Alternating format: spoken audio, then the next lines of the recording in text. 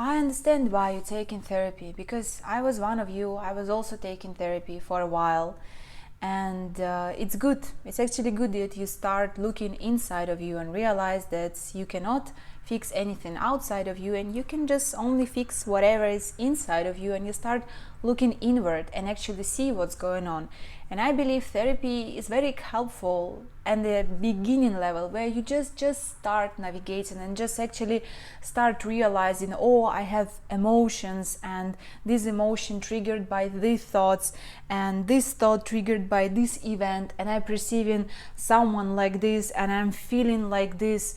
And it's actually a great way to start your self-awareness, because it helps you to navigate on the mind level what's going on inside of you. And it is great that therapies appeared in the first place, and people became concerned actually about their mental health and how they feel, and I'm very happy about it. But I'm not happy that I feel that therapy just becomes another kind of a religion thing. It's like, again, with religion, it appeared in the first place, and it was a pure intention, love, non-duality concept, and but people kind of translated it in its own way and make it an idol, and created so many like false stories around it. And that's why so many people just try to stay away from religion, because it's just like way too much. And I feel like therapy becoming one of this. In the first place, like therapist, when he go there and studying about this, he has like pure intention to help people. First of all, therapist probably wants to understand himself when he's going there, and after he wants to help other people, and it comes from the place of wanting to help people and heal people.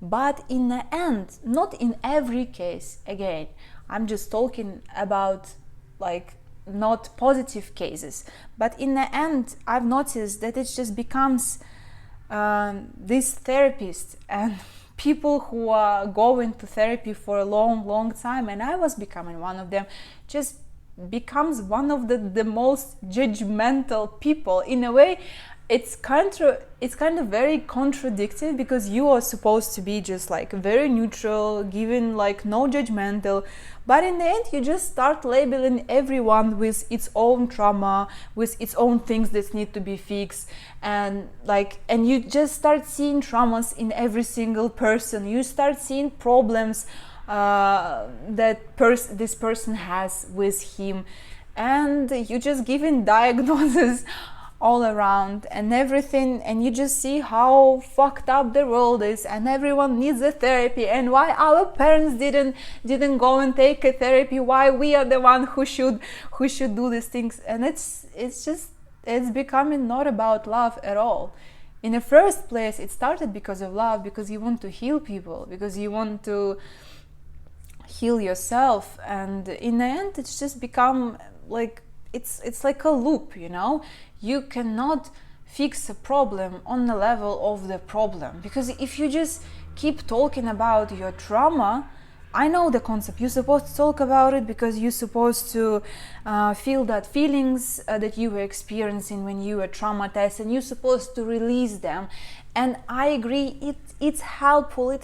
By the way, I'm not trying to to claim therapy that is a bad thing or something. I'm just trying to give a fresh perspective on it, and I'm just talking trying to make you be aware and careful with this therapy. Because if you just build like your identity around your trauma, and if you always perceive yourself as traumatized kid or adult, it's just hard to get out from this loop to be sane again, where you actually feel, oh, I'm healthy, I'm loved, I'm whole. Because you are just keep perceiving yourself as someone who hasn't been like loved when he was a child, and you just keep telling this story to yourself and to others, and you just making it bigger by pouring down attention to this trauma. And by the way, let me give you another theory about your childhood trauma, because it's just I discovered this about myself. I'm not talking this is your case, but this is what happened to me. I realized that actually big part of my trauma, I made it up with my mind. I don't know why.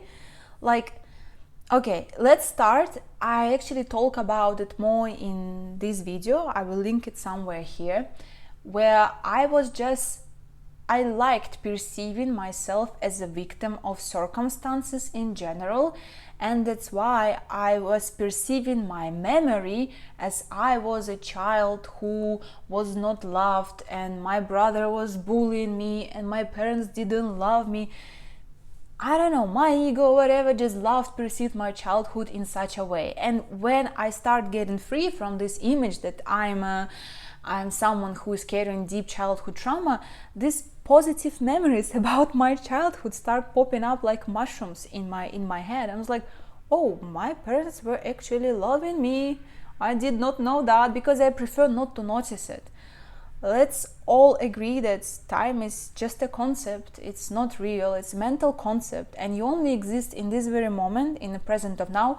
And when you think about the stuff that happened to you when you were a child, you also think about this stuff as a version of yourself who is now. So if you're perceiving yourself as a victim, as someone who's been traumatized, and you go with your therapist, and your therapist, your parents are horrible people. Of course, they not tell like this. They're usually very tolerant and neutral, but in a way, like, you are poor traumatized child. Tell me what happened to you. And this poor traumatized child, by the way, poor traumatized child not in the past, but poor traumatized child sitting right now in a session in this therapist, because therapist perceiving you as a poor traumatized child, and you yourself perceiving yourself as a poor traumatized child, because you're a victim, of course. And as a victim, you go to your memory and picking up the things that happen to you. They might not even happen to you. Your brain might even make this up just to kind of confirm your perception what's going on right now. And you just keep feeding this idea that you've been traumatized on sessions. Again, I'm not against therapy. I don't know, I just feel like I have to tell this. I'm just trying to bring here fresh perspective to kind of reconsider whatever's going on your sessions, and maybe on your next session just be more aware what's going on. Who is talking right now to the therapist? A victim of circumstances? A victim of life?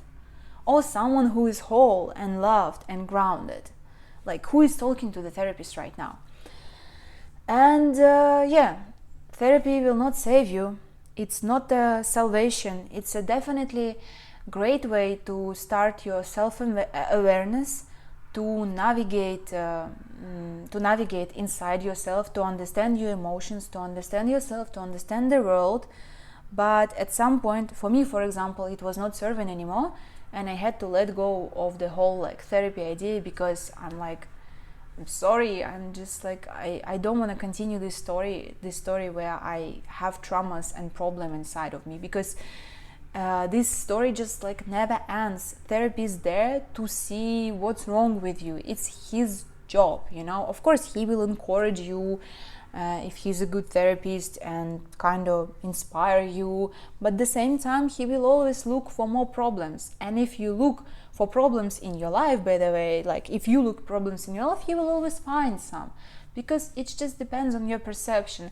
And this therapy concept was not serving me anymore, and I had to let it go. But I don't see anything wrong with it.